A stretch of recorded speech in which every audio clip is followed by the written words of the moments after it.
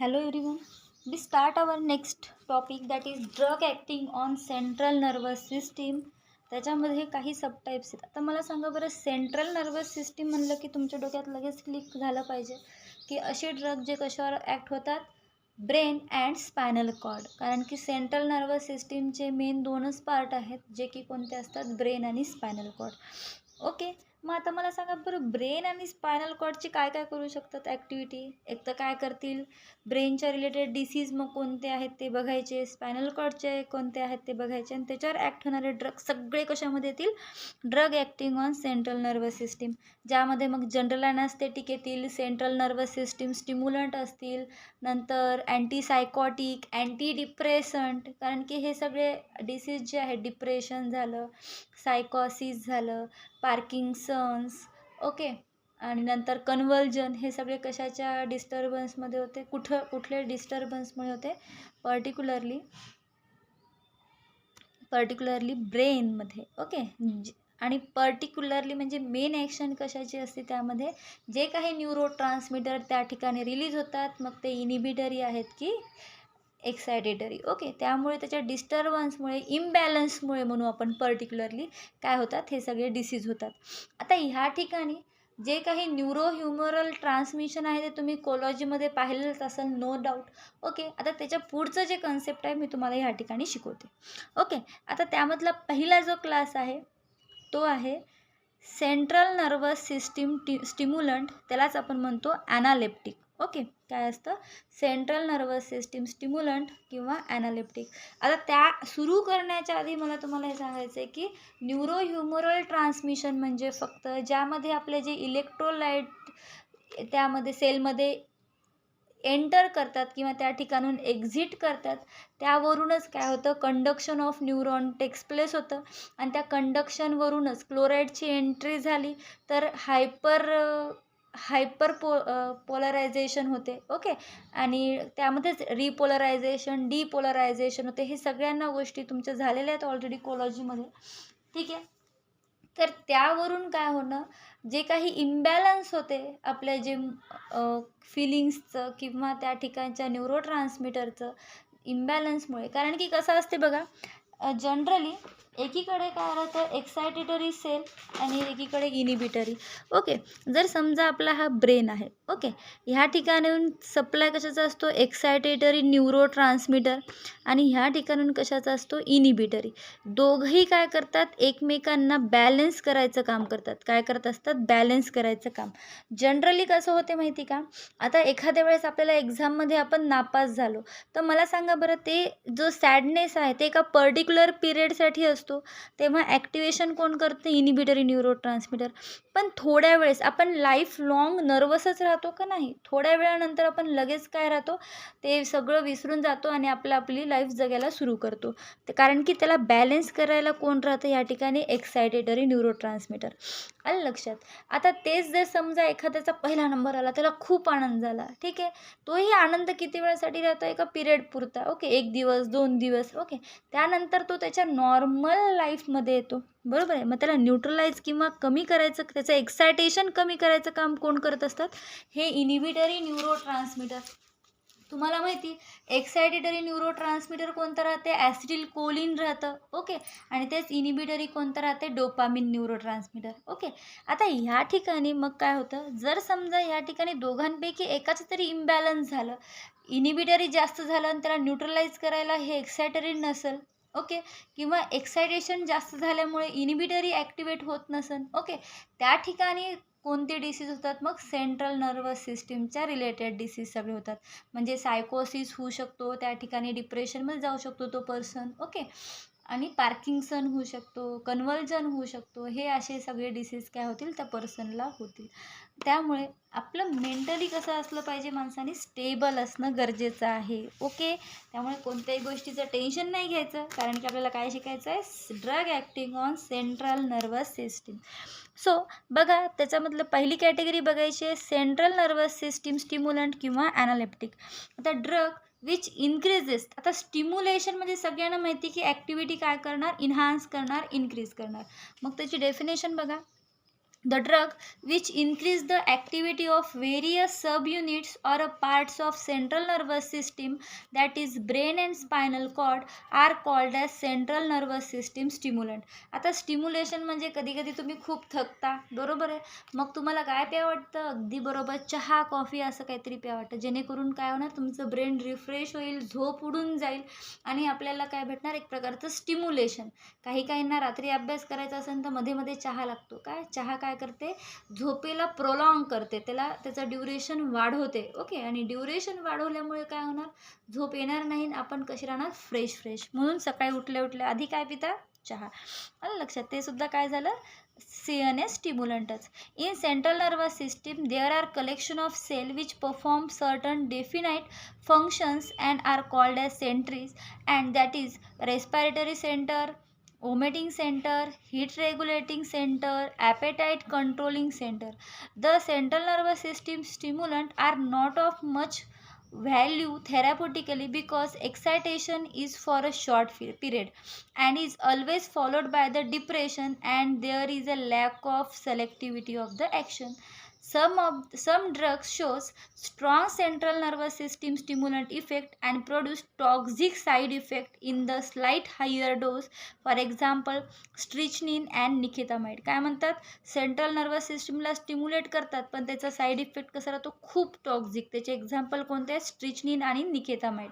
Okay, other types of drug shows mild central nervous system stimulant effect as a side effect. Example, local anesthetic, sympathomimetic, parasympatholytic, and central nervous stimulant mainly used as a analeptic and respiratory stimulant. Okay, ह्या ठिकाणी central nervous system mainly कशासाठी use करतात, दोन clinically use होतात, एक तर रेस्पायरेशनला enhance करण्यासाठी आणि ॲनालेप्टिक म्हणून, म्हणजेच त्याला आपण म्हणतो सेंट्रल नर्वस सिस्टीम स्टिम्युलंट. आता बघू आपण त्याचे क्लासिफिकेशन. मेन 3 क्लास आहेत त्याचे बघा. Central nervous stimulant can be classified as naturally occurring drug. त्याच्यामध्ये एक सबटाईप्स आहे अल्कलॉइड, त्यामध्ये परत 2 सबटाईप्स आहेत. पहिलं झांतीन डेरिव्हेटिव्ह, एक्झाम्पल आहे caffeine, theophylline and theobromine and other alkaloids, example आहे स्ट्रिचनिन अँड लोबेलिन. आणि सेकंड क्लास कोणता आहे, सिंथेटिक ड्रग्स, एक्झाम्पल आहे cocaine, dexamphetamine and atropine. Synthetic drug कोणता आहे, निकेतामाइड कोणता आहे आणि पिक्ट्रोटॉक्झिन. सिंथेटिक ड्रग कोणता आहे, निकेतामाइड, जो की पायरिडिन डेरिव्हेटिव्ह आहे, आणि दुसरा कोणता आहे, पिक्रोटॉक्झिन. आणि ती थर्ड क्लास कोणता आहे, मिसलेनियस ड्रग, आणि त्या मिसलेनियस ड्रगचं एक्झाम्पल काय आहे, cocaine, dexamphetamine and atropine. Repeat करते क्लास, लक्ष द्या. बघा मेन क्लास आहेत. पहिला कोणता आहे, नॅचरली ऑकरिंग ड्रग, त्यामध्ये एक सबटाईप्स आहे अल्कलॉइड, त्यामध्ये परत 2 सबटाईप्स आहेत, झांतीन डेरिव्हेटिव्ह, एक्झाम्पल आहे कॅफिन, थिओफायलिन अँड थिओब्रोमिन, आणि अदर अल्कोलाइड्स, एक्झाम्पल आहे strychnine and lobeline. Second, synthetic drug, example आहे निकेतामाइड अँड पिक्रोटॉक्झिन, आणि थर्ड आहे मिसलेनियस ड्रग, एक्झाम्पल आहे cocaine, dexamphetamine and atropine. Okay, हे झालं क्लासिफिकेशन कशाचं, सेंट्रल नर्वस स्टिम्युलंटचं. सेंट्रल नर्वस स्टिम्युलंट ड्रगचं एक्झाम्पल बघू आपण, caffeine. Okay, it is often by, दिसत आहे ना सगळ्यांना, तर एक सेकंद ॲडजस्ट करते. हां, okay. It is obtain by the chiefly from tea waste or coffee or from the dried leaves of Camellia sinensis or obtained by the synthesis. Okay, आता हे झालं त्याचं सोर्सेस. केमिस्ट्रीचं बघितलं, it is a xanthine derivative. Okay, आता आपण बघू xanthine कसं तयार होते. Okay, it is a purine heterocyclic. झांतीनमध्ये जो हेटेरोसायक्लिक कंपाऊंड आहे तो कोणता प्रेझेंट असतो, प्युरिन. आता त्याआधी बघू आपण प्युरिन कसं तयार होते. ओके, ज्यावरून मग आपण झांतीन बघू आणि मग आपलं कॅफिन. आता प्युरिनचं स्ट्रक्चर जर तुम्ही बघितलं तर पायरिमिडिन, मला सांगा 6 मेंबर रिंग, ज्याच्या पहिल्या आणि तिसऱ्या कार्बन ॲटमला ओके, पहिल्या आणि तिसऱ्या कार्बन ॲटमला काय होतं, नायट्रोजन अटॅच होतं, बाकी alternate double and single bond. Okay, नीट काढते स्ट्रक्चर, तुम्हाला ओळखू येत नसेल.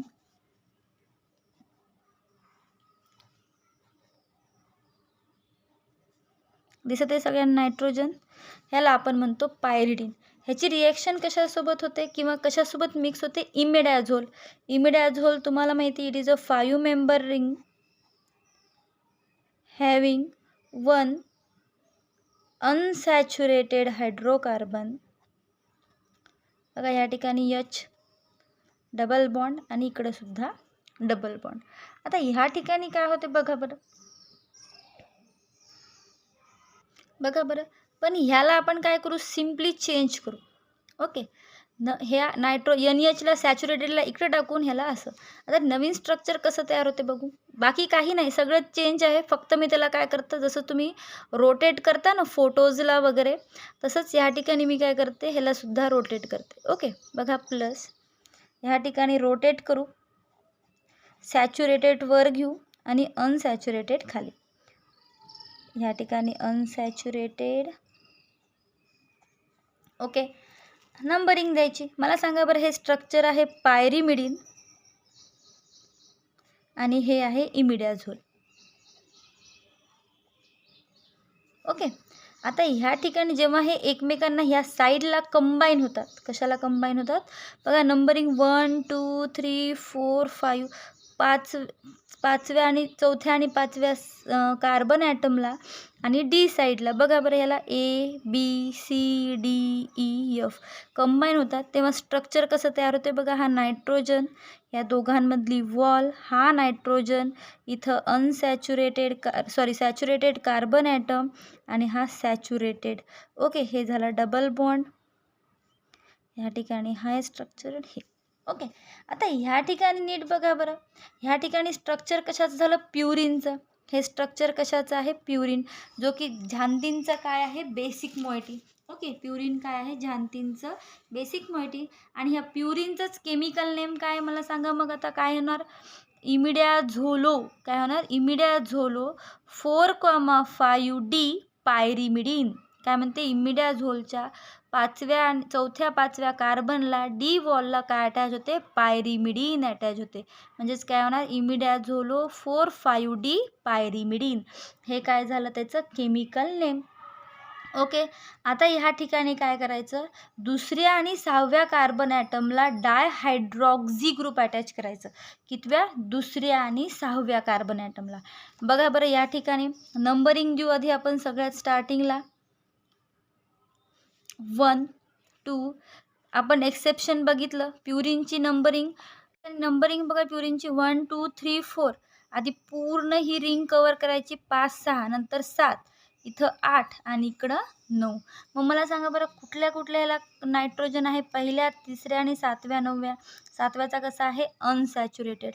मग ह्या ठिकाणी बघा, ह्या ठिकाणी आपल्याला काय करायचं आहे, दुसऱ्या आणि 6व्या कार्बन ॲटमला काय करायचं आहे, हायड्रॉक्झी ग्रुप. इथे एक OH आणि इथे एक OH. स्ट्रक्चर काय तयार होईल, 2,6 डाय हायड्रॉक्झी प्युरिन. ओके, ह्या ठिकाणी ह्याचं काय होणार, पर्टिक्युलरली टॉटॉमेरिझमच्या अंडर जाणार. आणि तुम्हाला माहिती, टॉटॉमेरिझममध्ये काय होते, किटोचं कन्वर्जन इनॉलमध्ये होते किंवा इनॉलचं कन्वर्जन किटोमध्ये. ह्या ठिकाणी प्रेझेंट असलेला जो OH ग्रुप आहे, तो जर टॉटॉमेरिझमच्या अंडर गेला, टॉटॉमेरिझम ही रिॲक्शन कशी असती, रिव्हर्सिबल, त्यामुळे कन्वर्जन होत असतात. ह्या ठिकाणी काय होते बघा, टॉटॉमेरिझमच्या अंडर गेल्यानंतर ह्या इनॉलचं, ह्या ठिकाणी अल्कोहोल आहे. इनॉल म्हणजे सिम्पली काय, ज्याला डबल बॉन्ड ओला जर OH असेल, ह्या ठिकाणी बघा ह्या कार्बनला काय आहे, डबल बॉन्ड आणि त्याला OH, आपण म्हणतो त्याला इनॉल. आणि त्या इनॉलला, ओके, त्या इनॉलला जर समजा OH अटॅच असेल, त्याला आपण म्हणतो इनॉल. ओके, इनॉलचं कन्वर्जन टॉटॉमेरिझममध्ये कशामध्ये होत असतं, किटोमध्ये. कशामध्ये होतं, किटोमध्ये. ह्या ठिकाणी सेम होणार. आता किटोमध्ये येणार म्हणजे कशाचं, OHचं कन्वर्जन कशामध्ये होणार, C डबल बॉन्ड O. कोणत्या सेम पोझिशन. म्हणजे इथं नंबरिंग कशी येणार आपली, 1 2 3 4 5 6, डबल बॉन्ड द्यायचे 6 7 8 9. आता ह्या ठिकाणी दुसऱ्या आणि 6व्या पोझिशनला ओके काय येणार डबल बॉन्ड ओ. पण मला सांगा बरं इथं डबल बॉन्ड असेल तर इथला डबल बॉन्ड काय होऊन जाईल ब्रेक. बरोबर आहे. हा डबल बॉन्ड काय होणार कम्प्लिटली ब्रेक. म्हणजे स्ट्रक्चर ओरिजिनल कसं दिसेल मला सांगा. किटोचं कन्व्हर्जन इनॉलमध्ये झाल्यानंतर ह्या ठिकाणी हे नायट्रोजन नीट लक्षात या. इथं दुसरा नायट्रोजन, इथं double bond O. Double bond आतले निघून जातील कारण की कार्बनची व्हॅलन्सी जास्त होते 4च लागते. इथं CH3, इथं CH3, ह्या ठिकाणी सॅच्युरेटेड नायट्रोजन, इथं अनसॅच्युरेटेड आणि इथं डबल बॉन्ड. आणि ज्या ठिकाणी इथं सगळे सॅच्युरेटेड होते आणि ते कशाने रिप्लेस होणार मग सॅच्युरेटेड मिथिल ग्रुपने. हे कशाचं स्ट्रक्चर झालं झॅन्थिनचं. नंबरिंग द्या 1 2 3 4 5 6 7 8 9. मग मला सांगा बरं हे झालं झॅन्थिन डेरिव्हेटिव्ह. हा बेसिक जो आहे तो झॅन्थिन. या ठिकाणी सॅच्युरेटेड नायट्रोजनला जे हायड्रोजन होते ते कशाने रिप्लेस झाले मिथिलनी. नाव कसं येणार 1,3,7 ट्रायमिथिल झॅन्थिन. काय येणार ट्रायमिथिल झॅन्थिन. हे काय झालं त्याचं केमिकल नेम आणि कॅफिनचं स्ट्रक्चर. ओके आलं सगळ्यांना लक्षात. बघा त्याच्या प्रॉपर्टीज काय आहे. व्हाईट क्रिस्टलाइन पावडर और silky white crystal, odorless, taste bitter. When caffeine is recrystallizes from water, it contains 1 molecule of water for crystallization. It is sparingly soluble in water and slightly soluble in alcohol. Okay त्याची chemical property बघा. When its solution is treated with few drops of saturated tannic acid solution, a precipitate is produce which dissolve in excess of reagent. त्याच रिएजंटसोबत काय करतं परत जर react केलं तर ते डिझॉल्व होऊन जाते. When few drops of iodine solution is added to its solution, a clear solution is obtain which is on acidify with dilute HCl, it gives brown precipitation. काय म्हणते कॅफिनमध्ये जर आयोडीन सोल्युशन टाकलं तर आधी कलरलेस सोल्युशन तयार होते, clear solution तयार करतं. आणि त्या ठिकाणी जर आपण त्याला ॲसिडिफाय केलं डायल्यूट HCl सोबत तर त्या ठिकाणी काय करते ब्राऊन प्रेसिपिटेट तयार करते. आपल्याला माहिती कॅफिन हा कसा आहे वीक बेस आहे. कसा आहे वीक बेस. मग ह्या ठिकाणी बघा त्याचे यूजेस. इट मेन यूज काय आहे central nervous system stimulant, hence use to treat to produce a state of wakefulness. म्हणजे काय म्हणतो वेकफुलनेस म्हणजे जागं होण्यास मदत करतं. It enhance the mental activity, it get relief from fatigue and mild depression, stress free ठेवतं. It causes insomnia in moderate dose. जास्त जर चहा पिलं की कसं होते आपल्याला झोप उडून जाते तसंच लाईक इन्सोमनिया काय करतं प्रोड्यूस करतं. It has a week diuretic activity. In combination with ergotamine, it is used to get relief from migraine and generally used as an analgesic activity and stimulate the respiratory centre. काय करते respiratory stimulant म्हणून सुद्धा work होते. Okay हे सगळं काय त्याचे uses आले लक्षात. काय करते वेकफुलनेस, मेंटल ॲक्टिव्हिटी इन्हान्स करते, थकवा डिप्रेशन रिड्यूस करते, झोप उडून जाते. इर्गोटामाइनसोबत कॉम्बिनेशनमध्ये दिलं तर मायग्रेनवर ट्रीट करतं, डायुरेटिक ॲक्शन दाखवते, अनाल्जेसिक ॲक्टिव्हिटी दाखवते आणि रेस्पिरेटरी सेंटरला काय करते स्टिम्युलेट. फॉर्म्युलेशन बघा aspirin and caffeine tablet, caffeine and sodium benzoate injection, caffeine and iodide elixir, caffeine and citrate tablet.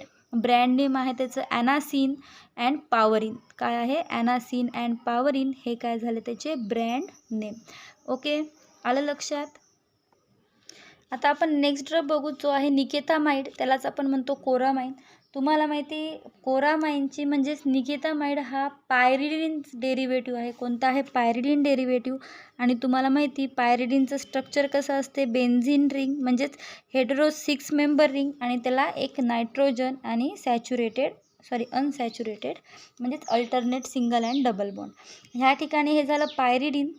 त्या पायरिडिनच्या तिसऱ्या कार्बन ॲटमला बघा नंबरिंग 1 2 3 4 5 6. तिसऱ्या कार्बन ॲटमला कोणता ग्रुप अटॅच होणार? कार्बोक्झामाइड. मला सांगा C+O2 हा कोणता ग्रुप राहतो? कार्बोक्झामाइड. पण ह्या ठिकाणी नायट्रोजनचे 2 हायड्रोजन कशाने रिप्लेस झाले? इथिल ग्रुपने, म्हणजे C2H5 अँड C2H5. मला सांगा बरं स्ट्रक्चर काय तयार होईल मग? NN diethyl pyridine 3 carboxamide. काय येणार? N, diethyl pyridine 3 carboxamide. काय आहे? Pyridine 3 carboxamide. NN diethyl pyridine 3 carboxamide. Okay, CONH2 हा कार्बोक्झामाइड आणि त्या नायट्रोजनला काय अटॅच झालं? 2 इथिल ग्रुप, म्हणून त्याला काय लागणार? NN diethyl pyridine 3 carboxamide CONH2. Okay, हे झालं कोरामाइन म्हणजेच निकेटामाइडचं केमिकल नेम. ह्या ठिकाणी आता अनेशा इथं स्ट्रक्चर आहेच, तर ह्या ठिकाणी आपण त्याची केमिकल प्रॉपर्टी इथंच बघून घेऊ, नंतर फिजिकल प्रॉपर्टी पुढे बघू. ओके, तर केमिकल प्रॉपर्टी काय म्हणते? When it is heated with sodium hydroxide solution. काय म्हणते? ह्याची रिॲक्शन जेव्हा सोडियम हायड्रॉक्साईडसोबत होते तर त्या ठिकाणी त्याचं डिकम्पोजिशन होते. काय होते? Decomposition to give diethylamine. काय होते? त्याचं डिकम्पोजिशन कशामध्ये होते? डायइथिलामाइनमध्ये. कशामध्ये होते? डायइथिलामाइन. बघा बरं कसं होईल मग? हे NaOH मधला हा H आणि OH म्हणजे NaO आणि NaOH प्लस NaO मायनस, आणि ह्या ठिकाणी काय होणार? C डबल बॉन्ड O आणि नायट्रोजनमधला बॉन्ड ब्रेक होणार. सिमिलरली कार्बनवर पॉझिटिव्ह, नायट्रोजनवर negative due to the electronegativity difference. Oppositely are attracted. हा NaO कुठं मायग्रेट होईल? पॉझिटिव्हकडे, आणि हा H कुठं जाईल? नायट्रोजनकडे. स्ट्रक्चर कसं तयार होईल बघा? हे पायरिडीन, ह्याला C double bond ONA plus हा NH C2H5 आणि C2H5, ज्याला आपण काय म्हणतो? डायइथिलामाइन. काय म्हणतो? डायइथिलामाइन. ओके, हे झाली त्याची केमिकल रिॲक्शन. काय म्हणते? जेव्हा निकेतामाइडला आपण NaOH सोबत हीट करू, हीट केल्यानंतर त्याचं काय होते? डिकम्पोजिशन झाल्यानंतर काय तयार होणार? डायइथिलामाइन. काय तयार होणार? डायइथिलामाइन. ही झाली त्याची केमिकल प्रॉपर्टी. कशाची? कोरामाइन और निकेतामाइडची. बघा त्याच्या फिजिकल प्रॉपर्टी बघू आपण. ओके, काय म्हणते? कलरलेस और स्लाइटली येलो ऑइली लिक्विड और crystalline mass. It is a faint aromatic odor, slightly bitter taste, causing burning sensation and leaves faint warming sensation on the tongue. काय म्हणते? बर्निंग सेन्सेशन देते टंगवर, जसं काय असं गरम गरम झाल्यासारखं होते, जसं गरम चहा पिल्यावर कसं होते तशा टाईप. ओके, आणि वॉटरमध्ये कसं आहे? Miscible with water, alcohol and ether. Chemical property आपण आत्ताच बघितली. दुसरी केमिकल प्रॉपर्टी बघा. When it is heated strongly with sodium carbonate it gives an odour of pyridine. कशाची ओडर देते? पायरिडीनची ओडर देते. आता बघू आपण त्याचे uses. It is used as a respiratory stimulant, and second use, it is a weak analeptic and hence used to overcome central nervous system depression, respiratory depression and circulatory failure. Okay, हे झालं त्याचे uses. Main काय? Simple आहे. ॲनालेप्टिक आहे, काय करतं? Central nervous सिस्टीमला stimulate करतं. ओके, रेस्पायरेटरी डिप्रेशनवर यूज होतं, आणि नंतर कोणतं आहे? सर्क्युलेटरी फेल्युअरवर सुद्धा यूज होतं. आणि काय? Respiratory stimulant. हे काय झाला त्याचा यूज. त्याची बघा फार्मास्युटिकल फॉर्म्युलेशन काय? निकेतामाइड इंजेक्शन. ब्रँड नेम आहे कोरामाइन और निकेथिल. काय आहे? कोरामाइन और निकेथिल. हे काय झालं त्याचं ब्रँड नेम. ओके, इथं आपला सेंट्रल नर्वस सिस्टीममधला पहिला क्लास जो की आहे सेंट्रल नर्वस सिस्टीम स्टिम्युलंट, हा चॅप्टर इथं एंड झाला. सो व्यवस्थित अभ्यास करा. ओके, काही डाऊट असेल तर विचारा. ओके, ह्या ठिकाणी अजून एक ड्रग आहे, तो शॉर्टली बघू आपण. बघा ह्या ठिकाणी डेक्स अम्फिटामाइन, त्याला आपण डेक्स्ट्रो अम्फिटामाइन सुद्धा म्हणतात. ह्याचे युजेस महत्त्वाचे आहेत, ते लक्षात घ्या. युजेस कोणता आहे? नार्कोलेप्सी, नार्कोलेप्सीवर ट्रीट करण्यासाठी सुद्धा यूज होतो ह्या डेक्स्ट अम्फिटामाइनचा. नार्कोलेप्सी म्हणजे काय? Tendency to go to sleep, काय होते? झोपी जास्त, ते झोपेतून उठवण्यासाठी त्याला त्याला काय देतो आपण? डेक्स अम्फिटामाइन. किंवा जर एखाद्या चिल्ड्रनमध्ये अटेन्शन डिफिसिट डिसऑर्डर असन, अटेन्शन होत नसन, तर त्या ठिकाणी काय देतो? डेक्स अम्फिटामाइन. आणि दुसरा exogenous obesity as it has a anorexiant effect. काय म्हणते? ॲनोरेक्झियंट इफेक्ट दाखवते, म्हणजे काय करते? लॉस ऑफ ॲपेटाईट करते, आणि लॉस ऑफ ॲपेटाईट केल्यामुळे भूक मंदावते, आणि त्या पर्सनची ओबेसिटीसुद्धा काय होते? कमी. ओके, हे झालं डेक्स अम्फिटामाइनचे युजेस. मनाने घ्यायच्या नाहीत गोळ्या, आलं लक्षात? गुड. ओके, इथं आपला central nervous system stimulant chapter end झाला. आता नेक्स्ट चॅप्टरला बघू आपण जनरल ॲनास्थेटिक. ओके, भेटू मग नेक्स्ट लेक्चरला. Bye bye.